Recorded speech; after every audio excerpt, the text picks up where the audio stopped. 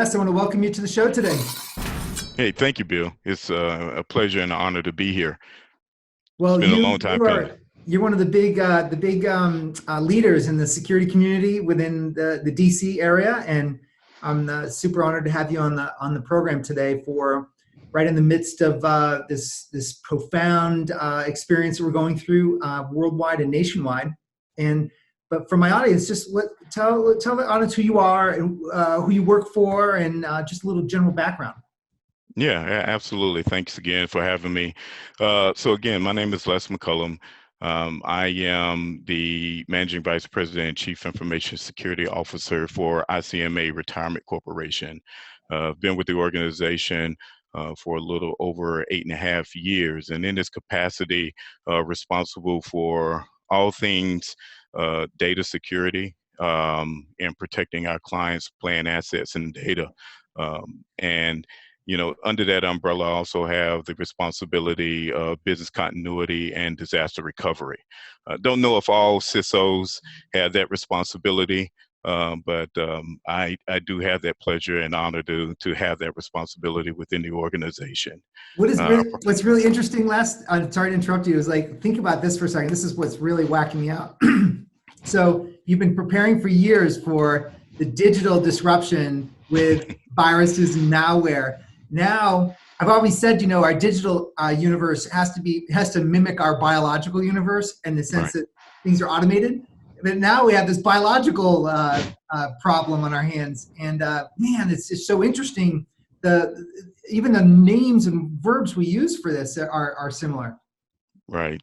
Whoever thought that we would be talking about a corona virus affecting it's across the globe, actually. So, we have a lot of people that are in my positions as leaders of establishing and responsible for maintaining a continuity of operations for an organization. And we're having to deal with this not only here in the States, but globally. And it's one of the things that you cannot necessarily prepare for. You actually have to make sure that your foundational aspects of the continuity of operations and those fundamental things are buttoned up and latched up, and that you have the practice that you need so that it is consistent across whatever the interruption may be. So let's talk about some of the things you've done in the past, and I love that you have BCP and DR under your belt, because the world between security and DR BCP, that was colliding, a couple of years ago, and so for me, it makes a lot of sense that you own that. But what have you done over the past couple of years that is giving you a lot of confidence going into this? Wow. So, one of the things that we have to do, and I think a lot of organizations, take for granted, is truly understanding your business impact and your critical business processes, right?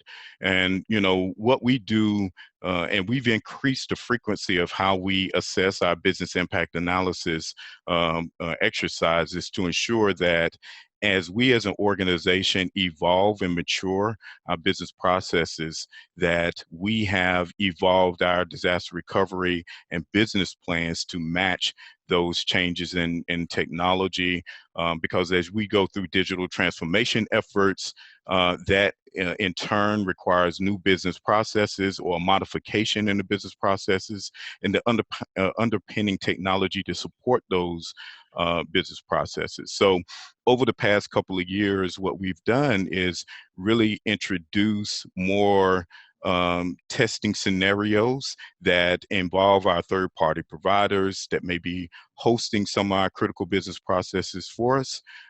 And we still do a lot of old school testing. And what I mean by that is that, we have our teammates or our associates or our employees who are responsible for managing those critical business processes to come to our disaster recovery site and actually engage from that perspective.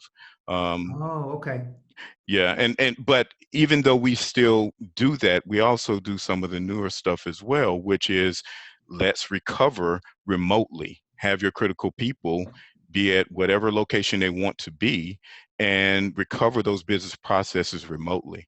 And thanks to our technology partners within the corporation, they've enabled the technology to allow us to test in that capacity. So it's interesting. So I think that's great. So so your tabletop exercises for your these BIA scenarios, you're not doing a technical test like can we get the data from point A to point B. You've pushed people prior to this into scenarios like work at home where they actually are there testing the process behind, and you guys are working through the kinks of that prior. Bill, we're doing the full gambit of that. We're not just doing tabletop exercises. We are actually doing the technical recovery aspects of that as well. So it is the tabletop exercises, and it is also the actual exercise itself. You know, we're cutting off connectivity. We have painted the situation where certain solutions or the network is unavailable, and we have to restore based on our recovery time objectives within that allotted period of time that we've designated as a result of our business impact assessment studies. Okay. Now what governance framework do you feel pushed you guys the furthest in this effort? Like, which one do you try to map to from financial services perspective? Are you like following more New York standards? Is it more FFIEC standards? What is the one that you take most credence around this? Yeah, it's more so of the FSIC standard that we are following, but we will say that we have, certified business continuity professionals that are on our team that have adopted those principles and incorporated into the foundation of what we do and how we've built our program around.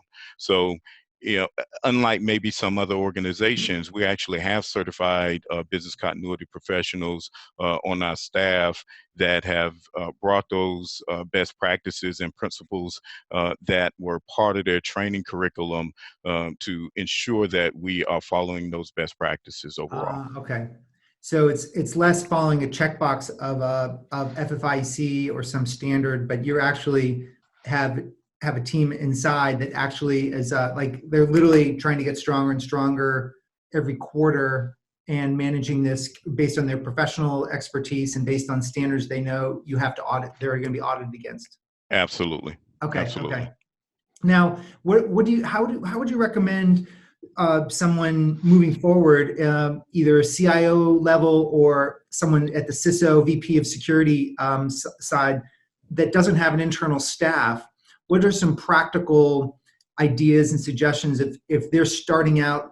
So you've had this whole kind of lessons learned up to today, and now someone moving forward, maybe that isn't as mature in that process. Yeah. Where would you recommend they start to be able to convey to senior management, hey, this is what we're going to do moving forward, right, and follow a different path?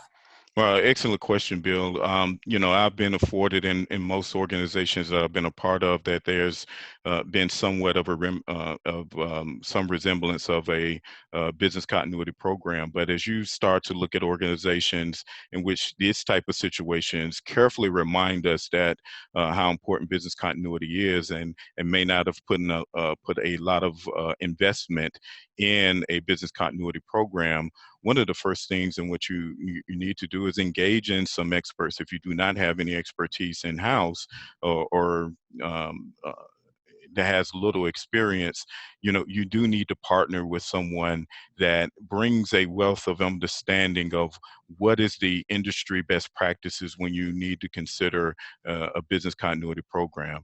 I think first and foremost, you have to understand, much as like what a CISO needs to do in understanding what the crown jewels are of an organization and how to protect them. You have to first assess what your critical business processes are.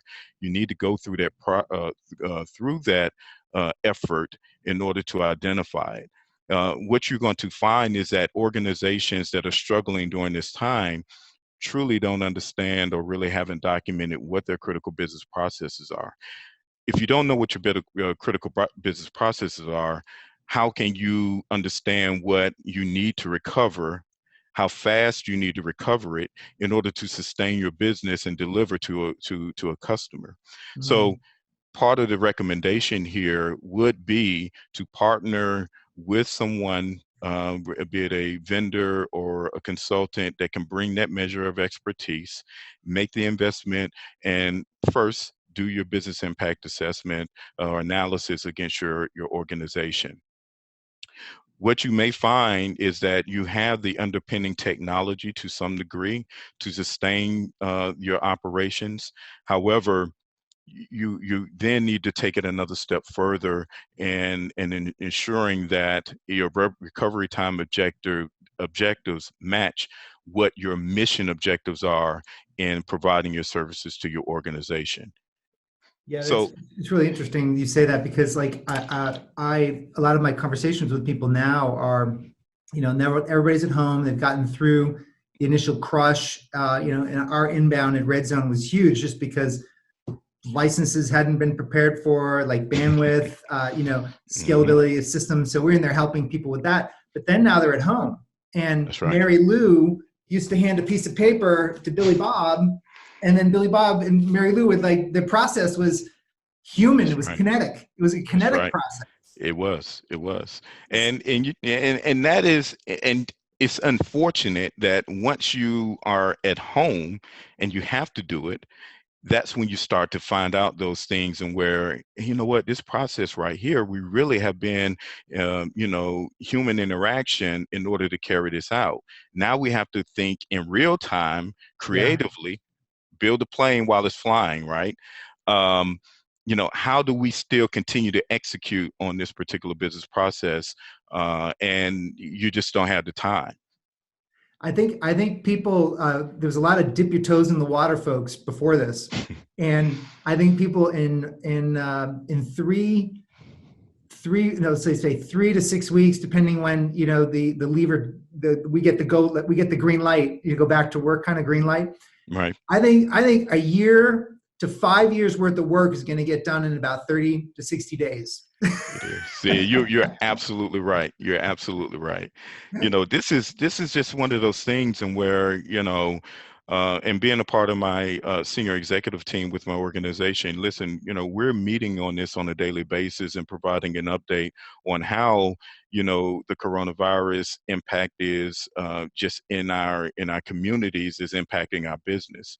And one of the things that I think that this does bring or affords an opportunity for organizations to take advantage of is to remember your mission and the community. One of the things that I will say about this is that your customers are going to remember how you performed in this situation, and a measure of grace in how we deliver services to our customers, to our staff, that has to be we have to take that under consideration, and it has to be first and foremost, because if I go out here and I create a mistake, a lot of times people want to remind you of the mistake that you made, right?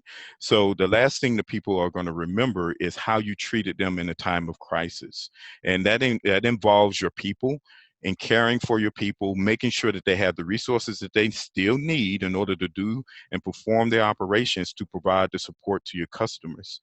So when we talk about this thing of business continuity, it's bigger than just a technology solution. It's bigger than even your critical business processes. It touches on all aspects of the value of how you're treating your people and how you're still supporting your customers. And then on top of that, what can you do as an organization to even put forth more community support as well? When you say community, what do you mean? So what can you do in order to benefit those people that aren't your customers? You hear about a number of donations that are being given just to support the community, and either in trying to get supplies that are needed for the first responders, things of that sort. How can you raise money to contribute to those that are in need? It's really interesting, Les. The other gentleman I talked to, Riz from HGF, he came up through the CISO ranks. He's now the CIO of that organization. He was the CISO, and I love this. I love that similar theme is coming from my top flight CISOs. Is that his first priority, similar to yours, was taking care of the employees so they had less stress.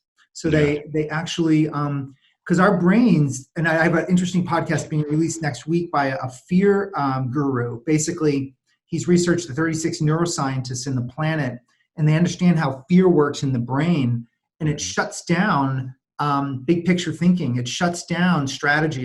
It shuts Right. down collaboration because we're in fear. And so, and there's this bubble that we want everybody to stay within helping the business, but then they've got external stimuli triggering them from the constantly negative news, Right. CNN Right. and other news networks. So it's really interesting to keep people settled and productive and happy in the midst of quite a lot of disruption. From a leadership perspective, it's a fantastic opportunity and quite daunting. Right. And you know what? That's a challenge that we face as leaders. I would say, and speaking specifically in the area where we are and my team and what we face as an organization, we may have already a certain percentage of full-time remote work individuals. One of the things and what we did is leverage their experience and their feedback because they have been at home for all of these years. Uh, Great thought. yeah, and leverage some of their tips and tricks on how to overcome some of these challenges that some of the people on my team just hasn't experienced, right? And so, being able to reach out to them and be on the Hollywood squares of the video conference calls of all of your team, right? You reach out to them and you ask the question, hey, Susie, what is it that you can give to the rest of the team as advice on trying to hunker down and be prepared for being remote for an extended period of time? And that advice was very helpful to some of the team in trying to help them adapt and prepare. I think one of the other things and what we have to do as leaders, we have to be in constant communication, consistent communication with the Yeah. team on a whole, right? I'm probably, one of the things that I would say, we would have quarterly town hall meetings with all hands on my division and bringing everybody together, and we have some very good dialogue. But now, and that was on a quarterly basis, right? Now I'm having twice a week full-blown meetings with the entire staff just to keep them motivated so that they Yeah. can hear about the latest news that we've been communicating at a senior leadership team perspective, because a lot of the concerns about are the uncertainty of what the organization is going to be doing next. So one of the things that we want to do as senior leaders is actively communicate what is going to happen in the very near future and to the midterm future so that you can have and you position your employees to be better prepared to understand what is going to happen. Yeah, that is so, that's the communication tripling. You've tripled down on your communication, Yes. and I think that's great. I think actually a lot of, if I had to interview people are probably doing that, but why? And I think that's the really important thing, because if you're not conveying the confidence of the organization, then CNN will That's convey right. the opposite. And why 200,000 people must die. Like, nobody Mm. said that. No, like, nobody said 250 must die. But can we just focus on the fact that where can we control things? We can control communication. We can control how we communicate with people. We can convey confidence. We can convey momentum of security. We can convey these things, and then we can't control the fact that they're going to get stimuli from all these other Right. sources. But I think people need to hear hope and they need to hear inspiration. Bill, you touch on an excellent point there in the fact of, you cannot control what the external media channels are going to communicate to the masses, right? One of the things, and I think, and I really do give high praises to my business continuity leader, is the fact that he communicated to our task force in the very beginning when we started the task force back in January, is you have to assume positive intent of our leaders and what they're conveying. That's You, great. Yeah. you also have to understand, you know what, we have never experienced this, and there are going to be mistakes that are going to be made. We're not going to always get this right. You need to convey that, but it does not mean that the intent to get it right isn't there. And so as we move forward and we convey that measure of positive intent, we try and reinforce it by saying, listen, let's go to credible sources. And here's where the cybersecurity piece comes into play, right?